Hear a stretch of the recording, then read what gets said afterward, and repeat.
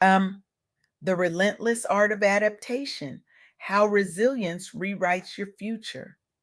The moment you decide to stop adapting is the moment you begin dying. Not physically, though that's eventually true too, but dying in all the ways that truly matter. Your relevance, your impact, your ability to navigate this wildly unpredictable world we're all trying to survive in. I recently had the extraordinary privilege of interviewing Jamia Williams, whose profound insights on adaptation, strategy, and overcoming adversity left me fundamentally transformed. Her perspective wasn't just inspiring, it was revolutionary. A masterclass in resilience delivered by someone who has helped countless individuals and organizations navigate the choppy waters of change with grace and determination. Jamie isn't just talking about adaptation, she's living it, breathing it, teaching it to anyone wise enough to listen. What struck me most about my conversation with Jamia was her absolute conviction that adaptation isn't optional, it's the oxygen of survival in today's landscape. The world will not pause while you catch your breath, she told me with that characteristic blend of compassion and unflinching honesty. And that truth hit me like a thunderbolt. Think about it. When was the last time you were caught flat footed by change? That promotion you didn't see coming, the relationship that ended without warning, the pandemic that shut down the entire world. We're constantly being tested on our ability to pivot, to recalibrate, to transform. But here's what Jamia Williams taught me, and it's worth the price of admission alone. Adaptation without strategy is just reaction. And reaction without purpose is just chaos. Let me share three powerful real world examples from our conversation that illustrate exactly what I mean. The first comes from Jamia Millia Islamia, a prestigious Indian university with a diverse international student body. When geopolitical tensions flared between India and Turkey, after Turkey openly supported Pakistan on sensitive issues, the university faced what seemed like an impossible choice. Years of academic collaborations, student exchanges, research partnerships, all suddenly complicated by international politics. What did they do? They adapted decisively. The administration immediately suspended all forms of collaboration with Turkish educational institutions. Every memorandum of understanding frozen, every exchange program paused.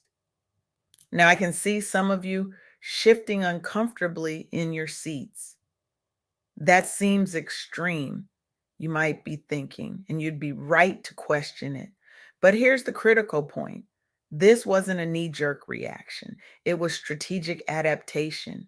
The leadership recognized that maintaining these relationships would compromise their institutional values and national priorities. They chose long term integrity over short term convenience. And that's the first lesson Jamia Williams emphasized. Sometimes adaptation means making the hard call that protects your core values, even when it costs you something valuable in the moment. It's about having the courage to sever what no longer serves your mission, even when that severance comes with pain. But adaptation isn't just about what you stop doing. It's equally, perhaps even more importantly, about what you start doing. This brings me to our second example. The same University Center for Innovation and Entrepreneurship recognized a critical gap. Aspiring entrepreneurs from marginalized communities, including many Black professionals studying abroad, lacked access to capital networks and financial literacy resources. Rather than accepting this as an unchangeable reality, which, let's be honest, would have been the easy path, they adapted their approach. They launched targeted workshops on raising capital and managing finance for startups, specifically designed for first generation founders facing systemic barriers. The results? Transformative doesn't begin to cover it. Participants reported not just increased confidence, but tangible progress. Some transitioned side hustles into full time businesses. Others secured seed funding within months. Many formed peer support groups that continue today as accountability circles driving ongoing growth. This wasn't just adaptation, it was strategic empowerment. They identified a specific obstacle, created a focused solution, and executed it with precision and heart. They didn't just talk about the problem, they became the solution. And that's the second lesson from Jamia Williams. Effective adaptation isn't just reactive, it's proactive. It anticipates needs and creates pathways where none existed before. It doesn't wait for perfect conditions, it creates better conditions through deliberate action. But what about personal adaptation? How do individuals navigate seismic shifts in their own careers and lives? Our third example focuses on Jamie Dimon, whose journey from management consultant to CEO of JP Morgan Chase offers universal lessons in resilience. While not directly connected to the Black community's experience, his story illustrates principles that transcend demographic boundaries. Diamond's career has weathered multiple financial crises from the dot-com bust to the 2008 meltdown.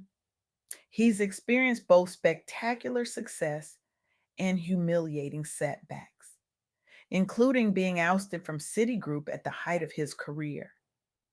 Talk about a public failure that would send most of us into hiding. What distinguished him was his ability to continuously retool his approach based on changing market conditions. When faced with the aftermath of major corporate mergers, he restructured teams to maximize strengths. When confronted with public failures, he implemented risk management reforms that became industry standards. Under his leadership, JP Morgan emerged stronger than his peers during crises that devastated competitors. His adaptive strategies have influenced banking worldwide, with his crisis management playbooks now studied across industries. And that's the third lesson Jamia Williams emphasized. Adaptation isn't just about survival, it's about emerging stronger on the other side. It's about using setbacks as fuel rather than letting them define your story. It's about having the audacity to believe that your best chapter might come after your worst failure. Now, I can already hear some of you thinking, that's great for institutions and CEOs, but what about me? I'm just trying to get through the next week without having a breakdown in the grocery store because they moved the peanut butter again. This is exactly where Jemiah Williams' wisdom becomes most powerful because adaptation isn't reserved for the privileged few. It's the birthright of every single person facing uncertainty, which is all of us, whether we're running global corporations or just running on fumes. The question isn't whether you'll face disruption. The question is, what will you do when it arrives? Will you freeze? Will you retreat? Or will you adapt, strategize, and overcome? Jemiah Williams insists that the difference between those who thrive through change and those who merely survive it comes down to three critical practices. First, you must be relentless in adapting to change. The world will not wait for you to catch up. You have to anticipate, pivot, and move with urgency. This means constantly scanning your environment for signals what's coming next. It means being willing to abandon approaches that no longer serve you, even when they're comfortable. It means embracing the discomfort of growth before circumstances force it upon you. Second, Strategizing is not optional, it's essential. Every challenge demands a plan, and the best leaders are those who map out their moves with precision and courage. This doesn't mean you need a perfect roadmap, it means you need a direction, a set of principles to guide your decisions, and the flexibility to adjust as new information emerges. Third, overcoming adversity isn't just about survival, it's about thriving. Don't let setbacks define your story. Use them as fuel to propel you forward. This requires a fundamental shift in how you view obstacles. They're not barriers, they're opportunities to demonstrate your resilience, to develop new skills, to discover strengths you didn't know you possessed. During our interview, Jamia Williams shared something that stopped me in my tracks.